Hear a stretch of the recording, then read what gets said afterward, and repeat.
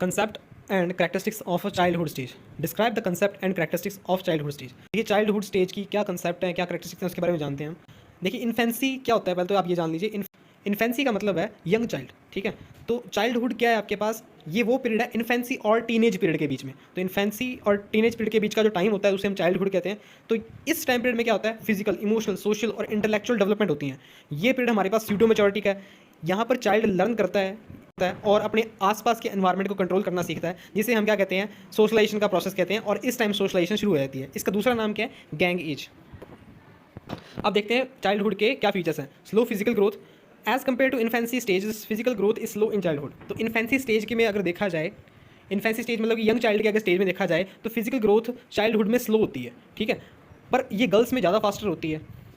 Physical activities, physical growth यहाँ पर बहुत तेज़ी से होती है।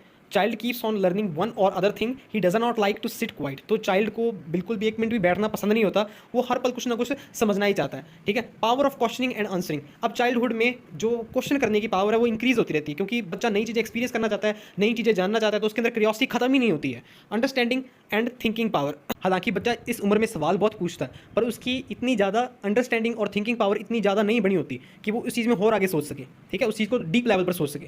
तो चाइल्ड एक सिंपल आंसर से भी सेटिस्फाइड हो जाता है, पर जब चाइल्डहुड के बाद वो इन आंसर्स के ऊपर लॉजिक सोचने लगता है कि इस आंसर का ये लॉजिक कैसे हो सकता है, ये आंसर यही क्यों होगा, ठीक है, इसके ऊपर भी वो लॉजिक ढूंढने लगता है। Mental stability. तो जो ये पीरियड है चाइल्डहुड का, ये आपके पास कैसा पीरियड है, ये मेंटल और फिजिकल स्टेज का पीरियड है। यहाँ पर आपके पास क्या होती है, एक वो ऐसा पीरियड है जब आपके पास स्यूडो मैच्योरिटी आनी शुरू होती है, मतलब कि एक पार्शियल लेवल की मैच्योरिटी होती है, कहीं ना कहीं इंस्टेबिलिटी भी होती है, क्योंकि इतना बच्चा लॉजिकल नहीं सोच पाता, ठीक है, उस वो क्योंकि एक सिंपल आंसर से भी जो वो सेटिस्फाइड हो रहा है। Child development of audio and visual senses. देखिए 8 साल और 9 साल की एज तक चाइल्ड ऑडियो और विजुअल सेंसेस को अच्छी तरीके से समझने लगाता है, पर कुछ ना कुछ उसके वॉइस में वेरिएशन आता रहता है, increase in vocabulary.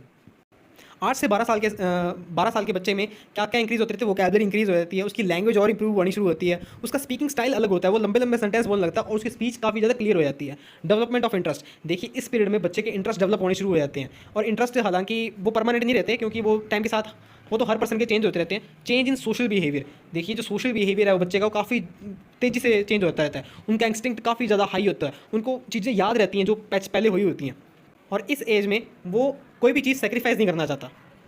Development of constructions instincts. देखिए इस चाइल्डहुड पीरियड में चाइल्ड बड़ा ही क्रिएटिव होता है। देखिए बॉयज़ इस एज में टूल्स का यूज़ करते हैं, गर्ल्स इस एज में टेलरिंग, स्टिचिंग, इस चीज़ में इंटरेस्टेड होती हैं। Love for exploring and wondering. देखिए बच्चे को घूमना फिरना बड़ा पसंद आता है। बट क्या कहते हैं, at the age of 9 child gets into running away from school. तो 9 साल के जो बच्चा होता है उसे ये लगता है कि वो स्कूल से भाग जाए। पर जो एक इंटेलिजेंट टीचर होता है वो क्या करता है, वो उनका एटीट्यूड डाइवर्ट करता है एक राइट डायरेक्शन में, जैसे कि स्काउटिंग से किया जा सकता है, एनसीसी से किया जाता है। Sex instinct. हालांकि इस उम्र में जो सेक्स इंस्टिंक्ट होता है वो काफ़ी कम होता है, पर चाइल्ड हमेशा ही पसंद करता है कि वो अपना टाइम स्पेंड करे सोशलाइजिंग में, प्लेइंग में, रीडिंग में, राइटिंग में। Formation of concepts of right and wrong. तो पियागेट क्या कहते हैं इस बारे में, एज ऑफ 7 to 8 ईयर से चाइल्ड अंडरस्टैंड राइट और रॉन्ग अबाउट हिज ड्यूटी। तो चाइल्ड 7 से 8 साल का बच्चा ये समझने लग जाता है कि क्या सही है और क्या गलत है। द कंसेप्ट ऑफ राइट और wrong is based on adult. तो राइट एंड रॉन्ग का जो कंसेप्ट है वो अडल्ट के ऊपर बेस्ड है, और चिल्ड्रन का रिस्पेक्ट के ऊपर। इसके बाद जो स्टेज आती है, उसके बाद जो अडल्ट हैं वो इन रूल्स को, राइट एंड रॉन्ग्स को डिसओबे करना शुरू कर देते हैं, इन रूल्स को फॉलो नहीं करते हैं वो। Development of morality. देखिए 11 से 12 साल की जब एज हो जाती है तो बच्चे में एक एटीट्यूड आना शुरू हो जाता है टुवर्ड मोरालिटी, भी क्या चीज़ सही है क्या चीज़ गलत है, और वो सही या गलत चीज़ में एक स्ट्रॉन्ग फेस शो करता है, वो कभी भी इनके खिलाफ नहीं जाता। Imagination memory. इस एज में इमेजिनेशन मेमोरी काफ़ी तेज़ी से बढ़ती है, और चिल्ड्रन हर वक्त कुछ ना कुछ तो नया ही करना चाहता है। Sincere for friends. इस एज में क्या होता है, चिल्ड्रन काफ़ी ज़्यादा सिंसियर होता है अपने फ्रेंड्स की तरफ, और वो उनके सपोर्ट में कभी कभार टीचर से झूठ भी बोल देता है। Feeling of bravery, self exhibition and leadership. इस पीरियड में बच्चे काफ़ी ज़्यादा ब्रेव होते हैं, वो चाहते हैं कि वो हर चीज़ में वो लीड करें और वो उनको हर चीज़ में प्रेज मिले, जिससे कि उन्हें क्या मिलता है, सेटिस्फेक्शन और self confidence. Separation of male and females. देखिए अर्ली चाइल्डहुड में क्या होता है कि गर्ल्स और बॉयज़ दोनों इकट्ठे खेल रहे होते हैं, बट जैसे चाइल्डहुड के बाद क्या होता है, वो अलग अलग खेलना शुरू करते हैं और टीज़ करना शुरू कर देते हैं एक दूसरे को। Interest in acting and collecting things. इस एज में अलग अलग इंटरेस्ट शुरू हो जाते हैं चाइल्ड के अंदर, जैसे कि अपने टीचर की एक्टिंग करना, नई नई चीज़ें कलेक्ट करना, क्योंकि उनको पसंद होता है कि वो अपने माता पिता की या फिर टीचर की एक्टिंग करें, उनको जो वो जैसे बोल रहे हैं वैसे बोलने की कोशिश करें। सम अदर कैरेक्टरिस्टिक्स क्या है आपके पास, beside the children love to keep some secrets. इसके अलावा बच्चों को कुछ सीक्रेट रखना भी बड़ा पसंद होता है, जैसे कि ग्रुप एक्टिविटीज़ में कोई बात हो रही है, या फिर अगर उनके फ्रेंड्स ने कोई बात शेयर कर दी है तो वो आगे पास ऑन नहीं करते, या फिर अगर मैं किसी चीज़ में उन्होंने फॉल्ट दिख गया है, ठीक है, तो ऐसा मतलब कि वो अगर बात नहीं करते, या फिर कोई बुक्स पढ़ रहे हैं वो, तो मतलब कि अपनी बातें शेयर नहीं करते वो। तो चाइल्डहुड की हमने कैसे क्लासिफिकेशन कर दिया सारी। स्लो फिजिकल ग्रोथ होती है, देख लिया हमने physical activities, power of questioning and answering, okay, understanding and thinking power, mental stability, complete development of audio and visual senses, increase in vocabulary, development of interest, change in social behaviour, development of construction instinct, love for exploring and wandering, sex instinct, formation of concept of right and wrong, development of morality, imagination and memory, sincere for friends, feeling for bravery, self-exhibition and leadership, separation of male females, interest in acting and collection, some other characteristics। अगर आपको इन 20 points में से at least 10 भी याद हो गए ना, तो भी आपका अच्छे नंबर दे देगा उनका examiner. Adolescence stage, meaning of adolescence. अब देखिए एडोलसेंस का क्या मीनिंग है। तो एडोलसेंस आपके पास एक ग्रीक वर्ड है, एडोलसेरा से आया है। इसका मतलब है टू ग्रो टू मेजॉरिटी। तो मेजॉरिटी तक जो ग्रोथ होती है उसे हम एडोलसेंस कहते हैं। ये आपके पास जो पीरियड होता है ये काफ़ी स्ट्रेस से भरा होता है, स्ट्रेन से भरा होता है। Okay, definition of adolescence. अब A.T. जर्सिल्ड क्या कहते हैं, adolescence is that span of years during which the boys and girls move from childhood to adulthood. तो ये वो टाइम है जब आपके पास बॉयज़ एंड गर्ल्स चाइल्डहुड से अडल्टहुड की तरफ मूव करना शुरू कर देते हैं, मेंटली, इमोशनली, सोशली और फिजिकली, सारे तरीके से। डॉर्थी रॉजर्स क्या कहते हैं, a process rather then period, a process of achieving the attitude and belief needed for effective participation in the society. ये एक ऐसी प्रोसेस है जिसके अंदर आपके एटीट्यूड्स, आपके जो बिलीव्स हैं वो एक इफेक्टिव पार्टिसिपेशन करना शुरू कर देते हैं सोसाइटी में। कलहन क्या कहते हैं आपके पास, adolescence may be defined as a transition period between childhood. Okay, ये इन्होंने सेम ही A.T. जर्सिल्ड जैसी बात कह दी कि ये एक ट्रांजिशन है, ट्रांजिशन पीरियड है चाइल्डहुड से एडल्टहुड तक का। जीन पेगेट भी देख लेते हैं हम सिर्फ एक, the age of great ideals and the beginning of theories as well as time of simple adaptation of reality. देखो ये वो बिगिनिंग होती है जब चाइल्डहुड से अडल्टहुड तक जो बॉयज़ एंड गर्ल्स ट्रांजिशन करते हैं वो रियलिटी को एक्सेप्ट करना, उसे अडेप्ट करना शुरू कर देते हैं। आगे बात करते हैं कैरेक्टरिस्टिक्स ऑफ एडोलसेंस स्टेज।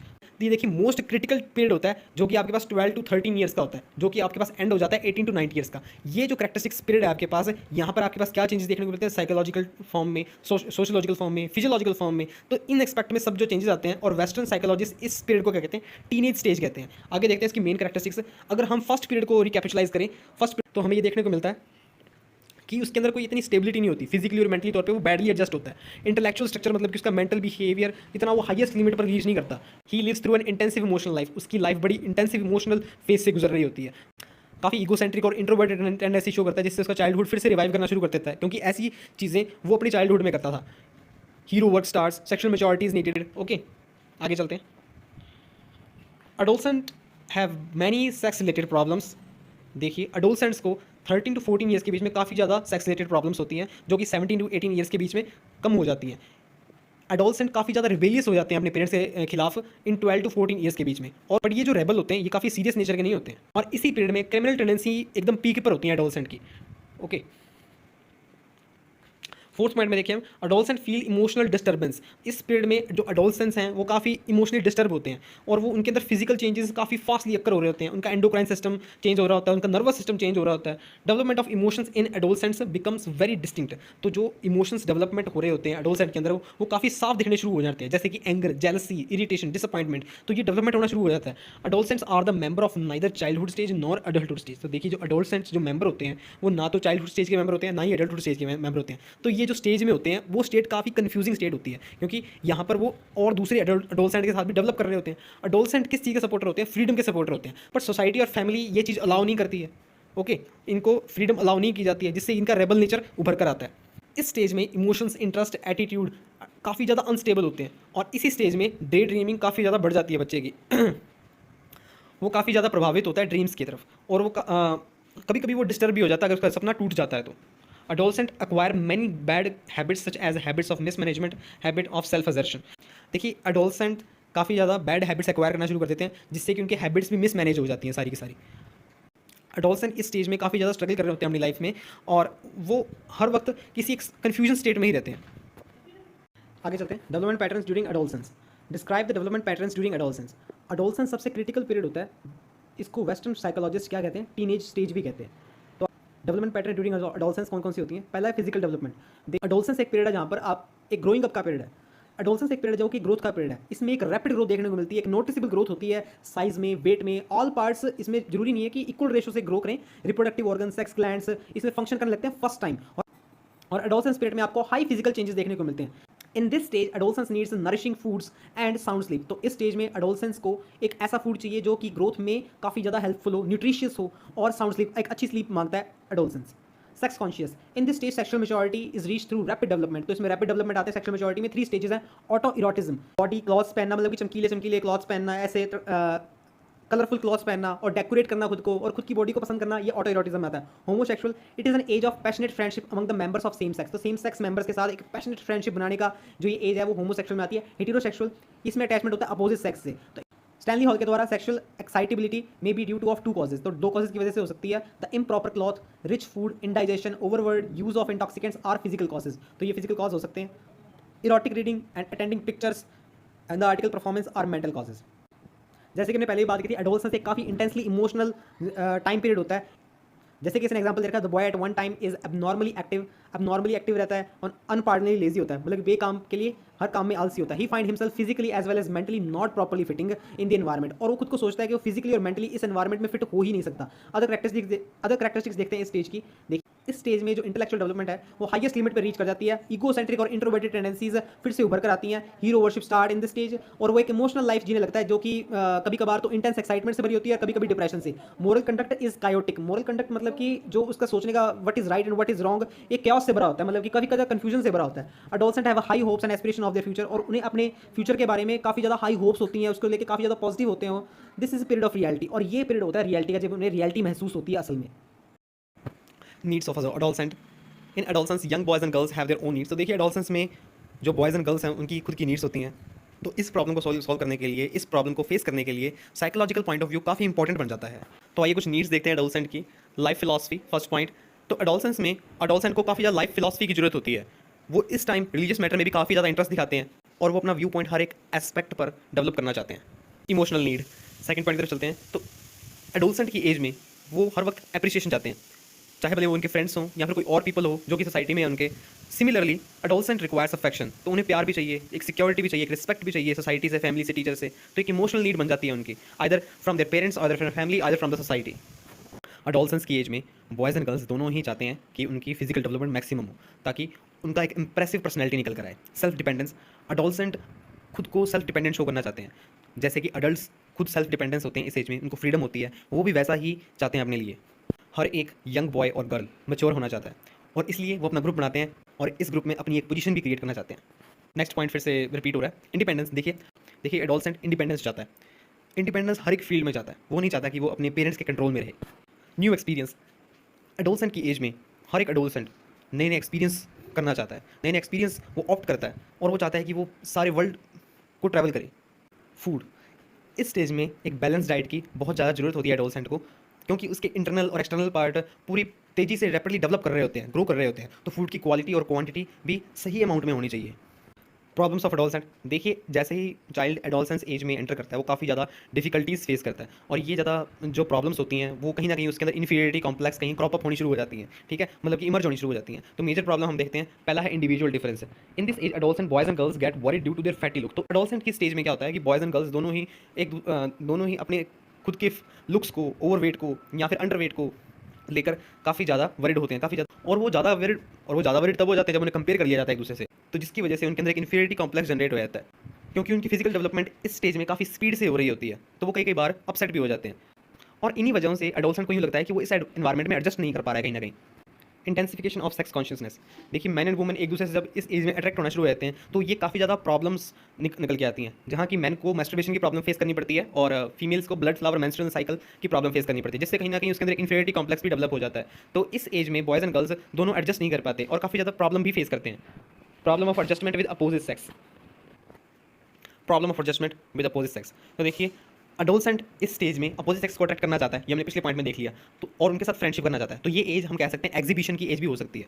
तो बॉयज़ एंड गर्ल्स इस एज में क्या करते हैं, खुद को वेल ड्रेसअप करते हैं, मेकअप, एक्सेलेंट क्लॉथिंग ट्राई करते हैं, जिससे कि वो एक दूसरे को अट्रैक्ट कर सकें, एक दूसरे के ऊपर इंप्रेशन बना सकें और उनकी खुद की एक पॉपुलैरिटी हो। पर जब वो इस चीज़ में फेल हो जाते हैं, कहीं ना कहीं उनके अंदर एक अनसक्सेसफुल और इन्फीरियरिटी कॉम्प्लेक्स की भावना जनरेट हो जाती है और उनको एक जेलसी का एक्सपीरियंस भी फेस होता है। और जब वो कहीं पर इस चीज़ में सक्सीड कर जाते हैं तो बॉयज़ एंड गर्ल्स कभी बार अपना होम भी छोड़ देते हैं। Sometimes boys and girls leave their homes also. Problem of adjustment in family, जैसे जैसे चाइल्ड की देखिए नीड्स इंक्रीज होती रहती हैं, वैसे वैसे उसके प्रॉब्लम्स इंक्रीज होना नेचुरल है। तो एडोलसेंट इस एज में जो भी उसके ऊपर आइडियाज़ या फिर डिसीजन इंपोज किए जा रहे हैं, थोपे जा रहे हैं, वो इसे अपोज ही करता है। वो चाहते हैं कि वो खुद को फ्री रखें और वो खुद के अंदर कोई भी कमी देखना ही नहीं चाहते और कुछ सुनना भी नहीं चाहते। ठीक है, उन्हें लगता है कि वो ड्रॉबैक से फ्री हैं और वो हर बार किसी अदर पर्सन की ही ड्रॉबैक को डिस्कस कर रहे होते हैं। और इस एज में वो चाहते हैं कि वो कहीं ना कहीं अपने पेरेंट्स पे डिपेंड रहें, लाइक फॉर द मनी, पर पेरेंट्स चाहते हैं कि वो खुद भी इंडिपेंडेंट हों इस एस्पेक्ट में। वो स्टडी करें, वो एक अच्छे इंसान बने। पर जब इस बीच में कॉन्फ्लिक्ट आ जाता है तो ये एक डिफिकल्ट स्टेज क्रिएट हो जाती है और एक फैमिली में तनाव भरा माहौल क्रिएट हो जाता है, एक टेंशन टाइप सिचुएशन क्रिएट हो जाती है। Problem regarding emotional adjustment. तो देखिए इस एज में जो इमोशंस डेवलप हो रहे होते हैं वो काफ़ी क्विकली होते हैं और वो काफ़ी अनस्टेबल भी होते हैं, जिससे कि उनके बिहेवियर में काफ़ी ज़्यादा डिस्टर्बेंस आ जाती है। ये इमोशन जैसे कि एंगर, जेलसी, फियर, ये साफ झलकने लगते हैं एडोलसेंट के बिहेवियर में। और वो कभी कभी तो बहुत ज़्यादा खुश होते हैं और कभी कभी हम उन्हें आंसू बहाते देखते हैं। This affect their mental health and suffer from anxieties. इस वजह से वो एंग्जाइटी या फिर मेंटल हेल्थ इन चीज़ों से सफ़र करते हैं। Intensification of awareness. देखिए इस स्टेज में बॉयज़ एंड गर्ल्स खुद को यूँ समझते हैं कि वो काफ़ी ज़्यादा अवेयर हैं खुद के बारे में और वो एक दूसरे को अट्रैक्ट भी करना चाहते हैं। दे show their awareness by self exhibition in variety of ways. तो खुद का सेल्फ एग्जीबिशन किया जाता है, मतलब खुद को ज़्यादा शो किया जाता है अलग अलग तरीकों से, मतलब कि जैसे गेम्स में, क्लास में। Problem of adjustment in society. तो देखिए कई बार ऐसा होता है कि जो बॉयज़ एंड गर्ल्स हैं जो एडोलसेंट एज में, वो सोसाइटी के साथ एडजस्ट नहीं कर पाते, क्योंकि जो सोसाइटीज़ की सोशल वैल्यूज़ होती हैं वो उन्हें कहीं ना कहीं उनकी जो आइडियल लाइफ जो सोच के चल रहे होते हैं उसमें कहीं ना कहीं हिंड्रेंस बन जाती है। तो वो इस चीज़ को रिफ्यूज़ करना शुरू कर देते हैं, वो इस चीज़ को एक्सेप्ट नहीं करते सोशल वैल्यूज़ को और इन वैल्यूज़ के अगेंस्ट जाते हैं। उन्हें लगता है कि कहीं ना कहीं ये उनकी फ्रीडम पर अटैक है और जिससे वो एक एंटी सोशल टेंडेंसीज खुद के अंदर डेवलप कर लेते हैं और वो चाहते हैं कि जो सोशल ट्रेडिशन है, जो ये सख्त डिसिप्लिन है, इसे वो वॉयलेट करते रहें, क्योंकि उन्होंने तो एक आइडियल सोसाइटी सोची थी और जब वो ऐसी आइडियल सोसाइटी उन्हें नहीं मिलती है तो उन्हें एक डिसअपॉइंटमेंट मिलता है। As a result of all this adolescent feel difficult to adjust in society. और एडोलसेंट का सोसाइटी में एडजस्ट करना काफ़ी ज़्यादा डिफिकल्ट बन जाता है।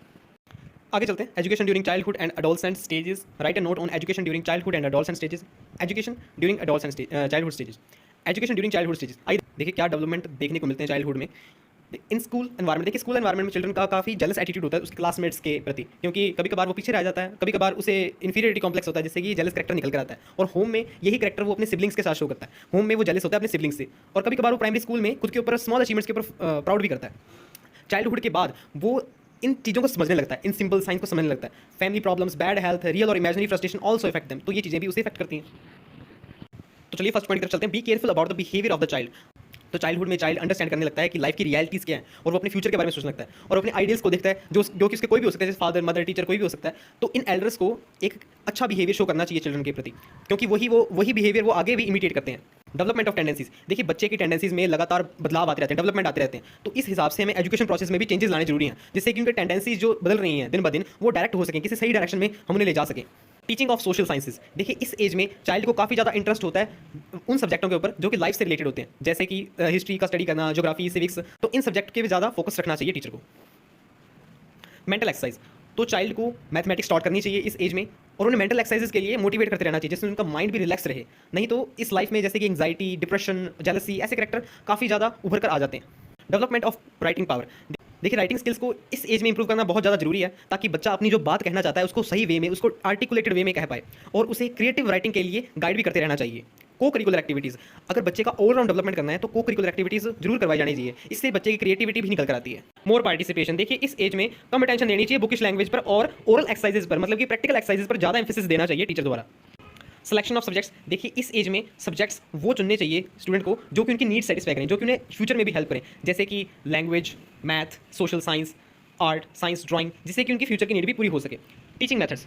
इस एज में चाइल्ड इंटरेस्ट काफ़ी बदलते रहते हैं, चेंजेस आते रहते हैं उसके भी अंदर। तो टीचर को चाइल्ड के इंटरेस्ट के अकॉर्डिंग करिकुलम एक बनाना चाहिए, ताकि उनकी जो मेंटल डेवलपमेंट है वो कहीं ना कहीं हैम्पर ना हो जाए।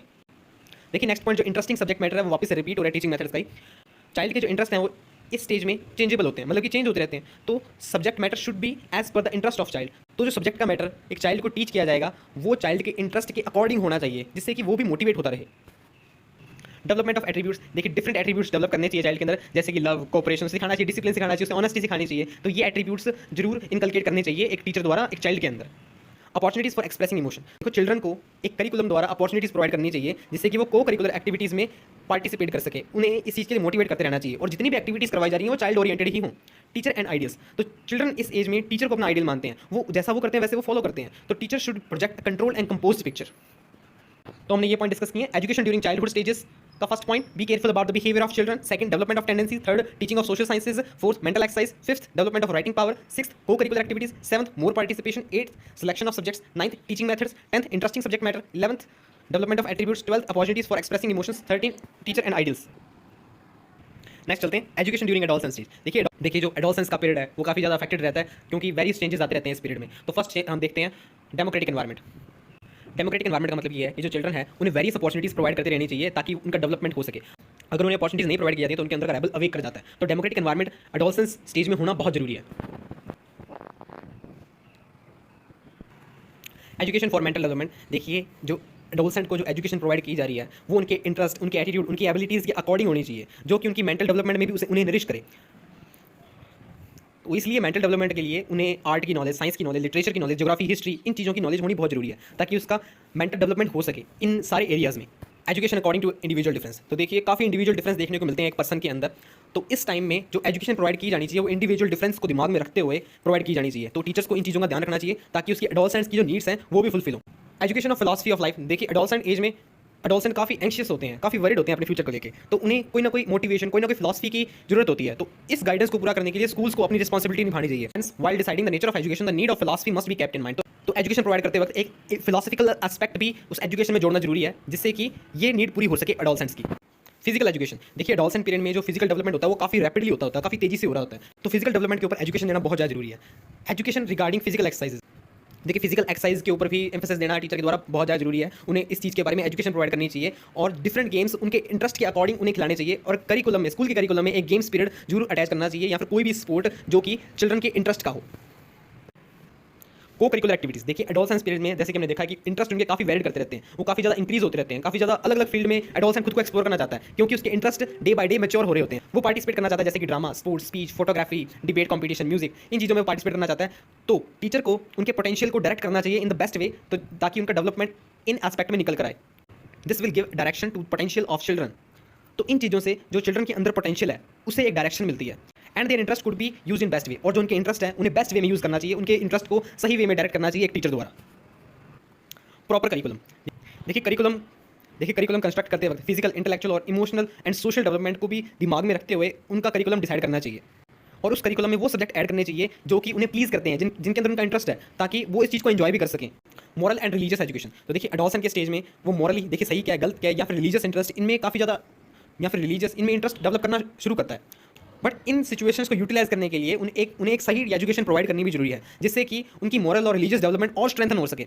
तो इस तरीके से एडोलसेंट्स एक मिसलीड होने से या फिर रॉन्ग डायरेक्शन में जाने से भी रोके जा सकते हैं। Meeting of parents and teachers, तो देखिए पेरेंट्स और टीचर्स के बीच में एक रेगुलर मीटिंग होती रहनी चाहिए, एक regular meeting time to time organise होती रहनी चाहिए जिससे कि टीचर को भी एडोलसेंट्स के बारे में एक रिलायबल इन्फॉर्मेशन मिले, एक सही इन्फॉर्मेशन मिले, जिससे कि वो इस इन्फॉर्मेशन को यूज़ करके एडोलसेंट को प्रॉपरली क्या कर सके, गाइड कर सके। रिस्पॉन्सिबल टास्क और ड्यूटीज़, देखिए इस स्टेज में जो ईगो है वो एडोलसेंट की काफ़ी पीक पर होती है, तो उस ईगो को काम करने के लिए उन्हें एक रिस्पॉन्सिबल असाइनमेंट्स, टास्क, ड्यूटीज़ ऐसा कुछ प्रोवाइड करना चाहिए जिसके अंदर उनकी रिस्पॉन्सिबिलिटीज़ झलके, उनकी वो ड्यूटीज़ परफॉर्म करें वो अपनी। क्योंकि इस एज में जो चिल्ड्रन है वो एप्रिसिएशन चाहता है हर चीज़ में, वो किसी के ऊपर भी बर्डन बन के रहना चाहते, वो किसी के ऊपर बर्डन बन के रहना नहीं चाहते, और वो खुद का वेट खुद कैरी करना चाहते हैं, मतलब कि वो सेल्फ इंडिपेंडेंट बनना चाहते हैं, वो इसके लिए पूरा एफर्ट भी लगाते हैं। सेक्स एजुकेशन, सेक्स अर्ज is the main problem and feature of adolescent, तो देखिए ये तो हमें पता ही है। इस पर्पस के लिए उन्हें जो ये सेक्स एजुकेशन प्रोवाइड करनी चाहिए साइंटिफिक वे में प्रोवाइड करनी चाहिए। हालांकि हमारे इंडिया में इतना वैसा एनवायरमेंट नहीं है कि हम सेक्स एजुकेशन इंपार्ट कर सकें, इसलिए ही सेक्स प्रॉब्लम हमारे आसपास हम जो देखते हैं वो डे बाय डे इंक्रीज ही हो रही है। तो इसके लिए एक एडिकेट प्रोविजन क्रिएट करना चाहिए जिसके अंदर एडोलसेंट को सेक्स एजुकेशन प्रोवाइड की जाए। गाइडेंस एंड काउंसलिंग सेंटर्स, देखिए एडोलसेंट्स को इस एज में फिलोसफिकल वे से या फिर मोटिवेटेड किया जाए किसी भी तरीके से, तो उन्हें गाइडेंस और काउंसलिंग की जो बहुत ज़्यादा जरूरत है। तो गाइडेंस एंड काउंसलिंग की स्टेज भी कह सकते हैं हम इसे, ठीक है, एडोलसेंट्स के लिए। तो इस पर्पस के लिए अलग अलग सेंटर्स ओपन करने चाहिए जिसके अंदर एक्सपीरियंस गाइडेंस वर्कर्स, काउंसलर्स ये ऑप्ट किए जाने चाहिए। और जब ये एक्सपीरियंस गाइडेंस वर्कर्स गाइडेंस या फिर काउंसलिंग प्रोवाइड कर रहे हैं तो इन्हें इंडिविजुअल डिफरेंस भी must kept in mind. Affectionate and sympathetic behaviour, the teacher should behave affectionately and sympathetically with the adolescent. तो देखिए हम जैसे पहले देख ही चुके हैं, इस एज में वैरिड उसके इमोशन जनरेट होते रहते हैं, तो टीचर को भी बच्चे के साथ अफेक्शनेट मतलब कि प्यार भरी भावना और सिंपैथेटिक मतलब कि दयालुतापूर्ण से एडोलसेंट के साथ बिहेव करना चाहिए जिससे कि टीचर भी एडोलसेंट की पर्सनैलिटी समझ सके। तो आगे चलते हैं गाइडेंस की डेफिनेशंस के ऊपर। Emery, Stoops, and J. Wahlquist, guidance is a continuous process of helping the individual development to the maximum of his capacity in the direction most beneficial to himself and to society. तो guidance एक continuous process है जिसमें एक individual की development की जाती है उसकी मैक्सिमम कैपेसिटी तक, और उस डायरेक्शन में जिस डायरेक्शन में उसके लिए बेनिफिशियल है और सोसाइटी के लिए भी। David Tiedeman emphasize the goal of guidance as a helping people become purposeful.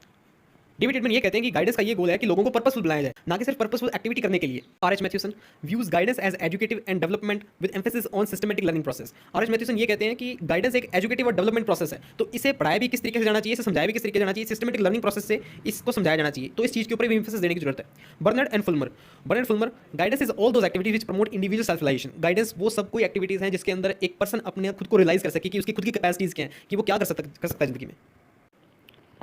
In these definition of guidance the following characteristics have been enumerated. तो जो ये गाइडेंस की हमने डेफिनेशन पढ़ी, इसके अंदर जो कैरेक्टरिस्टिक्स हमें दिखती हैं, it is a help giving by one person. तो ये एक तरीके की हेल्प है जो एक पर्सन दूसरे पर्सन को देता है उसकी प्रॉब्लम्स सॉल्व करने के लिए। जब एक इंटेलिजेंस गाइडेंस प्रोवाइड की जाती है लर्निंग प्रोसेस में, तब लर्निंग प्रोसेस और भी इफेक्टिव हो जाती है टीचर द्वारा। तो टीचिंग एक हिसाब से देखा जाए तो इनकम्प्लीट है प्रॉपर गाइडेंस के बिना।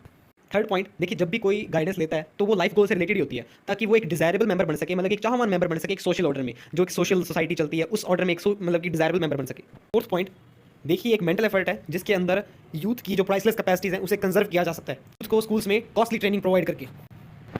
फिफ्थ पॉइंट, जो कोई पर्सन गाइडेंस लेना चाहता है उसको एक ये रिच एक्सपीरियंस प्रोवाइड करता है, और जो गाइडेंस दे रहा है वो अपना एक कंट्रीब्यूशन करता है इस डेमोक्रेटिक सोसाइटी में, किसी की प्रॉब्लम सॉल्व करके उसको गाइडेंस देकर। ये रियलिटी को सेटिस्फैक्शन में बदलना बखूबी जानता है, जिससे कि सोसाइटी भी बेनिफिट होती है। ये पॉइंट हमने पहली बात कर लिया था, पॉइंट 7। देखिए पॉइंट 7 एक तरीके से रिपीटेशन ही है। गाइडेंस और टीचिंग एक दूसरे से इंसेपरेबल हैं, ये दोनों साइड बाय साइड चलते हैं। 8 पॉइंट में ये कहा जा रहा है, देखिए एक तरफ तो वो पीपल होते हैं जिन्हें हेल्प चाहिए, एक तरफ वो पीपल होते हैं जिन्हें हेल्प करनी है।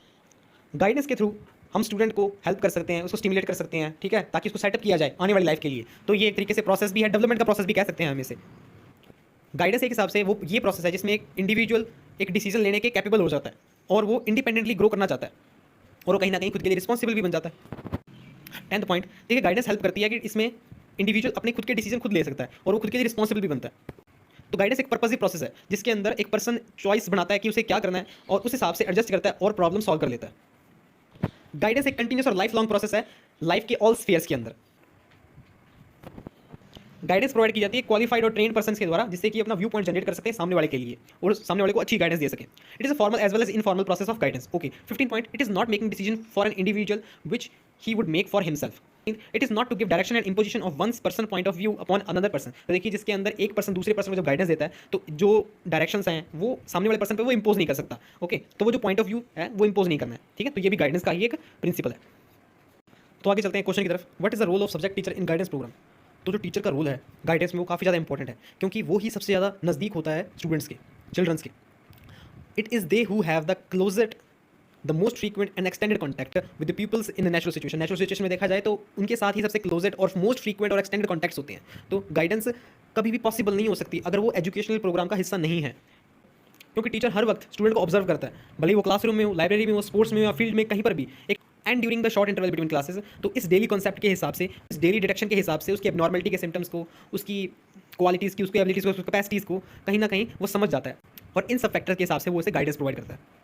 कभी कभार ऐसा होता है कि पीपल्स काफ़ी ज़्यादा, मतलब कि स्टूडेंट्स काफ़ी ज़्यादा एक डिफिकल्ट सिचुएशन में होते हैं हाई स्कूल में। उन्हें लगता है कि ये सब्जेक्ट हमें क्यों पढ़ाया जा रहा है। उन्हें तो टीचर्स को इन चीज़ के ऊपर सर्वे करना चाहिए कि उनका किस पर्टिकुलर सब्जेक्ट में वो कंट्रीब्यूट कर सकते हैं, किस चीज़ में उनकी अकॉम्प्लिशमेंट ज़्यादा है, किस चीज़ में उनकी कैपेसिटी उभर कर आ सकती है। इस हिसाब से उन्हें गाइडेंस प्रोवाइड करनी चाहिए, और पीपल्स को बताना चाहिए टीचर्स द्वारा कि इसमें क्या क्या अपॉर्चुनिटीज़ हैं, इससे आप क्या समझ सकते हैं। मतलब कि डीप लेवल पे उन्हें अंडरस्टैंडिंग प्रोवाइड करनी चाहिए, इसमें उनका इंटरेस्ट है, जिनमें वो जिस सब्जेक्ट में वो कंट्रीब्यूट कर सकते हैं। ओके ऐसे वो अपना करियर भी प्लान कर सकते हैं। और vocational motivation also increase the students interest in the subject. देखिए, अगर वोकेशनल मोटिवेशन का मतलब ये है कि अगर स्टूडेंट को पहले ही बता दिया जाएगा कि इस वोकेशनल कोर्स को कर आप ये पर्टिकुलर जॉब अचीव कर सकते हैं, ठीक है, तो वो स्टूडेंट का इंटरेस्ट बखूबी बना रहेगा उसके अंदर। By using achievement and diagnostic test, by using achievements and diagnostic tests in their own subject field, the teacher can help to know better the strength and weakness. तो इस हिसाब से उसे बच्चे की स्ट्रेंथ एंड वीकनेस भी पता लगती रहेगी सर्टेन सब्जेक्ट्स के अंदर।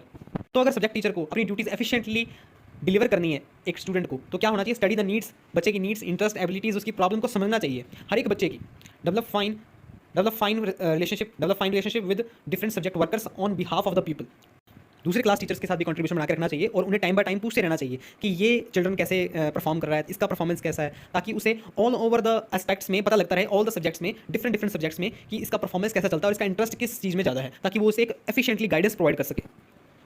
ये पॉइंट हमने पहले बात की थी। थर्ड पॉइंट कि उन्हें पेरेंट्स से मीटिंग करते रहनी चाहिए, ताकि उन्हें उनके इंटरेस्ट के बारे में पता लगे, उनकी होम एक्टिविटीज़ कैसी हैं। तो उन्हें टाइम बाय टाइम स्कूल में बुलाते रहना चाहिए, एक ड्यूटी का मीटिंग का सेशन रखना चाहिए। एक टीचर को अपने स्टूडेंट्स का कॉन्फिडेंस जीतना चाहिए। अब वो कॉन्फिडेंस कैसे जीत सकता है, उसे वो टाइम बाय टाइम मोटिवेट करता रहे, उसे ग्रोथ के लिए, उसकी ग्रोथ के लिए उसे अप्रिशिएट करता रहे, उसके स्मॉल अचीवमेंट्स के लिए भी वो उसे अप्रिशिएट करता रहे। तो ऐसे वो उसका कॉन्फिडेंस जीत सकता है। Take the help of experts where necessary, और टीचर को जहाँ पर एक्सपर्ट्स की जरूरत है वहाँ उसे ले लेनी चाहिए। It is a primary importance that the subject teacher assess the student, serve his native capacities and invest and use the same as to bring satisfaction to himself and benefit the society. तो teacher की ये primary importance है कि वो बच्चे को एक अच्छी गाइडेंस दे, जिससे कि वो सोसाइटी के लिए और खुद के लिए इन फ्यूचर नीड्स प्रोवाइड कर सके।